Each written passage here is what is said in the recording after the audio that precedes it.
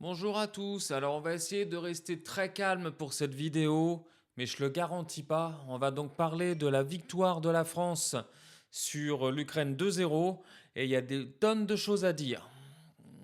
Donc déjà, on a eu un match entre l'équipe de France et l'Ukraine qui s'est joué en Pologne. Match qui a eu lieu pour la qualification pour le Mondial 2026. Donc au départ, on est parti sur une composition assez basique avec une défense Koundé, Konaté, Upamecano et Lucas Digne.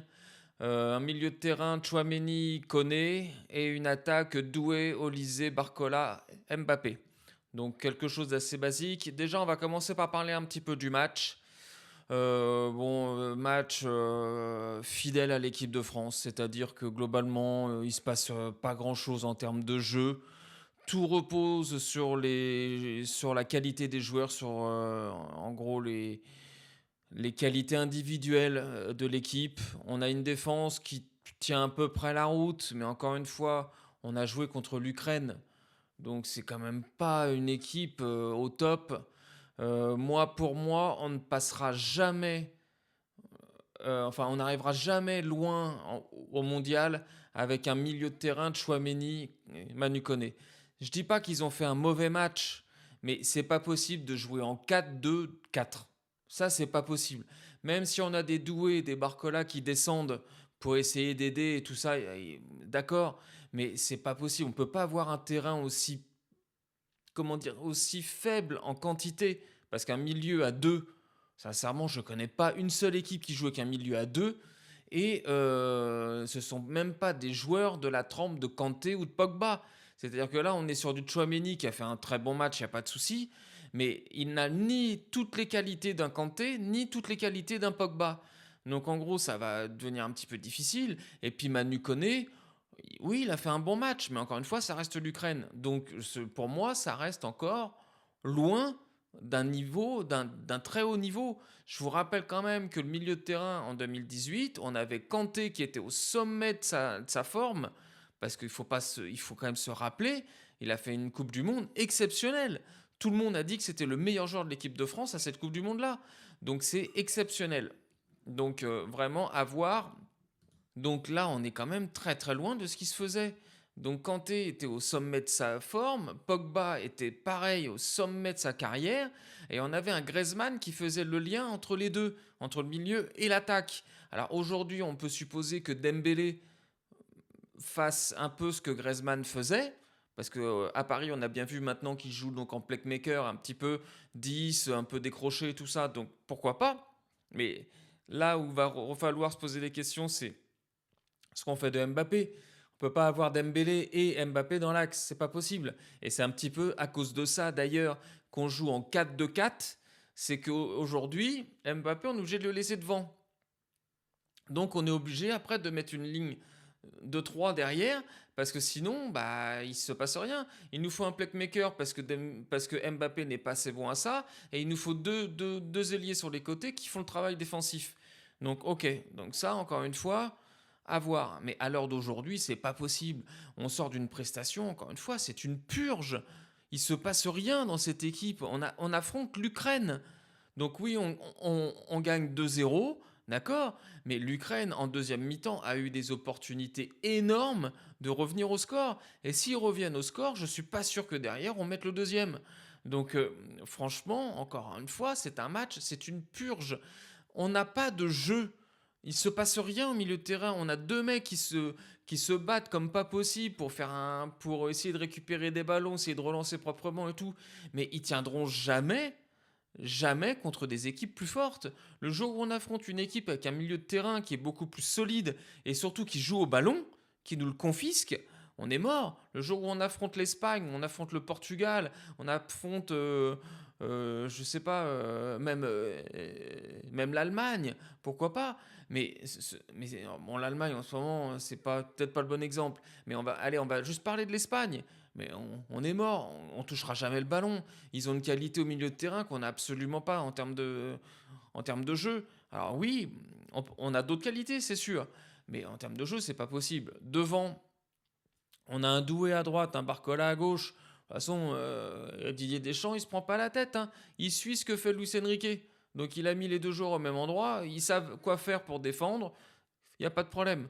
Olysée en 10, je pense sincèrement que c'est pas sa place. Moi, évidemment, je pense qu'il était là en remplacement parce que je pense que c'est Mbappé, Dembélé qui va prendre ce poste-là. Mais encore une fois, à voir. Mais ce qui manque dans cette équipe de France, c'est pas la qualité des joueurs. La qualité des joueurs, ils ont tous des qualités, des défauts, il n'y a pas de problème. Mais ce qui manque, c'est la cohésion et c'est surtout le jeu. Il y a zéro jeu. Et ça, c'est dramatique. Quand on voit comment qu'un Luis Enrique à Paris a pu mettre en place un style de jeu en l'espace de quelques mois, au départ, ce qui posait problème à Paris, c'est que ça ne marquait pas. Mais le jeu était là, commençait à se mettre en place. Didier Deschamps, ça fait combien d'années? Ça fait 10 ans qu'il est là. On voit rien. On voit rien. Moi, sincèrement, je comprends pas. Alors oui, après, bon, on gagne 2-0. La première mi-temps est plutôt maîtrisée de la part de l'équipe de France. On mène le match, il n'y a pas de souci. Zabarni fait de très bonnes interventions en première mi-temps. Il intervient devant le but. Il sauve même un but, je crois, sur un tir. Donc ça, c'est très bien. Mais dans la percussion, l'Ukraine n'était pas déjà ridicule en première mi-temps. Par contre, en deuxième mi-temps, c'est pas possible. On s'est fait bouffer. Fait bouffer. Ils ont failli marquer. Ils ont eu des occasions hyper chaudes deux, trois fois. Zabarni qui pousse la tête, qui tape sur le poteau. On a eu des trucs surréalistes par rapport à deux équipes qui sont normalement d'un niveau largement différent. Moi, j'ai pas vu la différence en seconde mi-temps. Sincèrement, on a eu énormément de chance. Après, on a vu Mbappé quand même faire des efforts en première, je l'avoue. Je suis pas un fan absolu d'Mbappé, hein, ça, mais alors très très loin de ça. Il a fait des efforts, on l'a vu un peu pressé, courir et tout ça, donc en première mi-temps ça s'est bien passé. En deuxième, bon bah voilà, hein, il fait les efforts 45 minutes, on va quand même pas les faire pendant 90 minutes, il faut pas pousser quand même, hein. Donc voilà. Après, on a des occasions. Et moi, qu'est-ce que je vois Mbappé à la 90e minute, il a le but du 3-0. Il y a deux cons qui courent à droite. Et l'autre, il fait une espèce de pichenette de merde là. Non mais franchement, mais c'est quoi ce respect vis-à-vis de tes coéquipiers? Mais merde, au bout d'un moment, il n'y a personne pour lui dire à ce mec-là. Mais qu'est-ce que tu fous? Putain, mais il y en a deux qui font l'effort à la 90e minute de lui proposer une solution à droite et il fait un vieux tir, encore une fois, pour prendre toute la lumière. Non, mais franchement, moi, lui, il me gonfle. Il me gonfle d'une force, c'est juste monumental. Il a des qualités, c'est sûr. Mais alors, mais quelle personnalité désagréable, ce mec-là. Mais j'ai jamais vu ça. Moi, je comprends pas que ses coéquipiers ne lui rendent pas plus dans la tronche. Un coup comme ça, mais il doit être démonté. C'est pas normal. Si tu mènes 2-0, que tu as la possibilité de mettre le troisième, c'est soit tu es sûr, parce que la frappe, elle va être pile comme t'aimes bien, et il n'y a pas de souci, mais tu tentes pas un vieux truc de merde comme ça, alors que tu as deux coéquipiers qui ont fait une course de 25 mètres, de 30 mètres à la 90e minute pour que tu leur donnes. C'est quoi ce manque de respect encore? Non mais franchement ça me saoule. Bon ça c'était le match. Donc ça ok, il n'y a pas de problème. Encore une fois il y a des tonnes de choses, il n'y a pas de problème. Mais alors Didier Deschamps, va vraiment falloir à un moment donné qu'il y ait une sérieuse conversation sur lui, hein. Moi je comprends pas ce mec là. Je comprends pas. Je comprends pas. Il va falloir qu'il m'explique comment qu'il a géré les deux Parisiens. Moi, je suis désolé, hein. Je rappelle quand même que les deux Parisiens ont eu 3 semaines de préparation. D'accord? 3 semaines. Ils ont repris le 6 août. 3 semaines de préparation. Donc, ils ne sont pas du tout en forme. Comment tu peux me mettre Désiré Doué déjà titulaire alors qu'il y a d'autres joueurs où je pense qu'on peut mettre? Donc déjà ça c'est pas possible.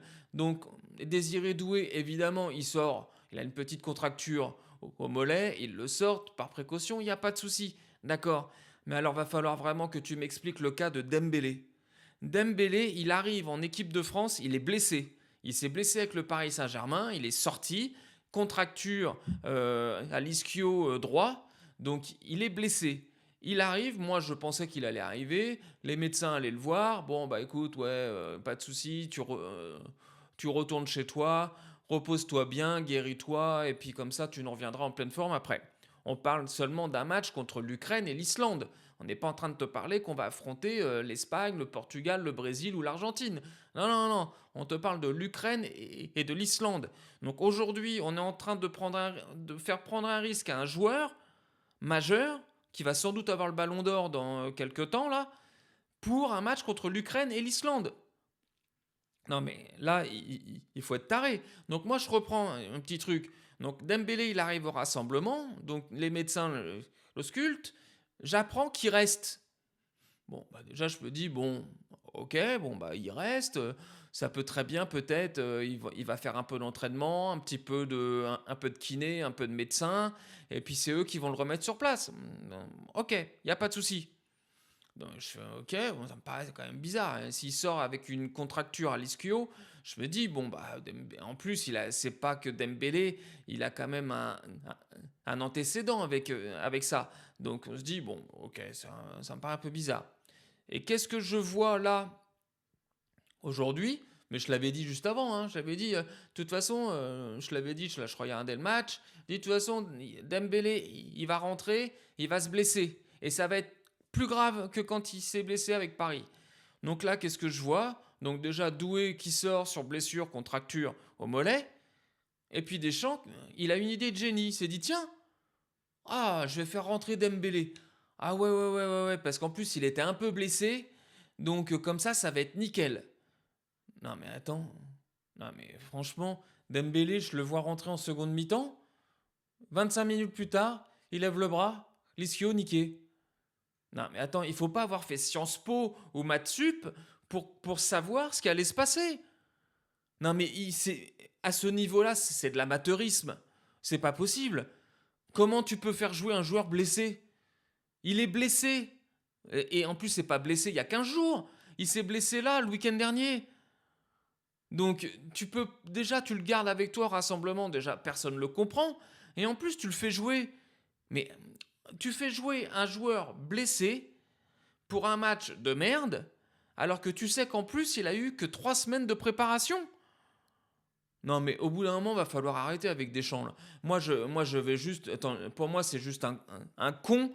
J'ai jamais vu un mec pareil.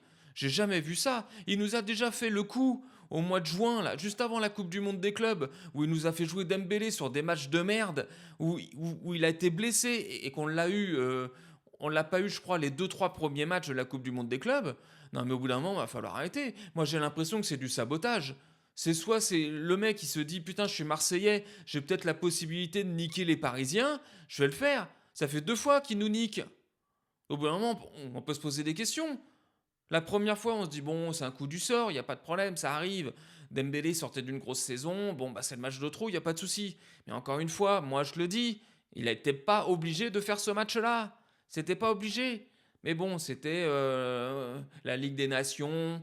Ok, tout le monde avait l'air de s'enflammer pour cette Ligue des Nations, alors que personne n'en a rien à faire. Ok, bon, admettons, d'accord.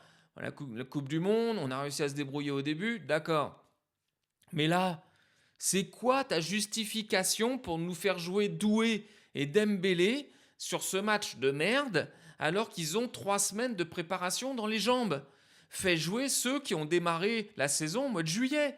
Ça fait 2 mois et demi, 3 mois qu'ils jouent au foot. Ils sont plus en forme. Ça veut dire quoi ça? Donc maintenant il se passe quoi là? Il se passe quoi? Donc maintenant on a un Dembélé qu'on va apprendre. On va apprendre là. Il va être arrêté pendant 15 jours. 3 semaines. Non mais c'est quoi ça? Moi je suis Nasser, Luis Enrique ou Campos ou n'importe quoi, mais je l'appelle, je l'insulte. Je l'insulte Deschamps. À partir de mi-septembre, on commence la Ligue des Champions avec Paris. Non mais c'est quoi le délire? Voilà. Alors moi, franchement, je comprends pas. Et dernier petit point qu'il faut qu'on m'explique aussi, ça sert à quoi de faire rentrer Akliouche à la 92e minute et 30 secondes sur 93? Ça sert à quoi? Fais-lui plaisir à ce mec, à ce petit jeune. Il est bon depuis le début de la saison. Putain, mais donne-lui 10 minutes. On a marqué le deuxième but, tu le fais rentrer à ce moment-là. Putain, mais je sais pas, mais réfléchis un peu. Franchement, moi, je suis dégoûté. Le match, j'en avais rien à foutre. Je l'ai regardé parce que bon, je regarde l'équipe de France comme ça, mais sincèrement, cette équipe, elle fait plus rien ressentir, cette équipe. Et quand tu supportes le PSG, où tu vois qu'il y a un vrai esprit, que tout le monde est hyper collectif, que tout le monde va dans le même sens, quand tu regardes l'équipe de France, ah putain, mais ça fait. Il faut se mouiller la nuque, hein. Franchement, maintenant, ça devient hard. Et là, c'est quoi le délire? Mais c'est quoi le délire? Tu nous as niqué deux joueurs et le petit Akliouche qui est super bon, qui est super sympa, tu le fais jouer 30 secondes. C'est du foutage de gueule. Franchement, moi je dis qu'une seule chose, hein, Deschamps, barre-toi, il y en a marre. Franchement, il y en a marre, t'es nul, t'es incompétent. Dans le foot, dans la gestion de tout le monde, t'es nul, t'as fait que des conneries. Depuis que t'as donné le brassard de capitaine à Mbappé, tu t'enfonces et tu creuses encore. Donc franchement, barre-toi, tu me saoules. Donc voilà, donc c'était ma réaction. Je suis désolé pour la réaction un petit peu chaude parce que le match, bon, il n'y avait rien à dire sur le match, mais moi, c'est tous les à côté qui me gonflent. Et là, maintenant, on va l'entendre qui va chouiner. Ah oui, mais je pensais pas prendre de risques avec Dembélé, il avait bien joué l'entraînement et tout. Mais putain, t'as toujours pas compris qu'il y avait une différence entre un entraînement puis un match. T'en es encore là. Franchement, t'as 50 ans, t'as 30 ans de foot, t'as toujours pas compris ça. T'as 30 ans de foot et tu fais jouer un mec qui vient de se niquer l'ischio 5 jours avant. Non mais franchement, mais attends, mais c'est à se poser des questions si t'as été joueur de foot. Enfin bon, bref, voilà. Donc c'était le débrief du match. Moi, j'en reviens toujours pas de ce que j'ai vu. Donc, bah écoutez, laissez-moi vos commentaires, dites-moi ce que vous en pensez, si je suis un vieux fou ou si ça paraît logique ce que je dis. Donc voilà. Donc, amis parisiens, eh ben, on va avoir de la force parce que je pense que ça va être très sympathique. Là, on a des gros matchs qui arrivent, on a la Ligue des Champions qui arrive et tout. On sait déjà que pour moi, Dembélé, il est out au moins 15 jours, voire peut-être 3 semaines. Donc en plus, en plein début de saison, où il n'a pas encore sa capacité physique prête, ça va être génial. Franchement, ça va être génial. Donc force aux Parisiens. On va regarder le match demain. Moi, je vais regarder le match avec le Portugal. Parce que j'aime bien les équipes où ça joue un peu au foot, même si c'est pas extraordinaire. Mais j'aime bien les équipes où il y a un milieu de terrain, où ça joue un petit peu, ça essaie de créer. Donc je sais qu'en ayant un Vitinha, Neves, je sais que je vais retrouver un peu le football que j'aime. Donc je vais regarder le Portugal demain. Et puis bah écoutez, je vous souhaite à tous une bonne soirée. Bon match pour ceux qui regardent autre chose demain. Et puis bah bonne purge pour le France-Islande. C'est quand c'est mardi, je crois. Donc voilà. Allez, allez, ciao, ciao. Et n'oubliez pas, abonnez-vous, mettez la cloche, laissez-moi un commentaire et un petit like, ça me fait super plaisir. Allez, ciao, ciao les amis.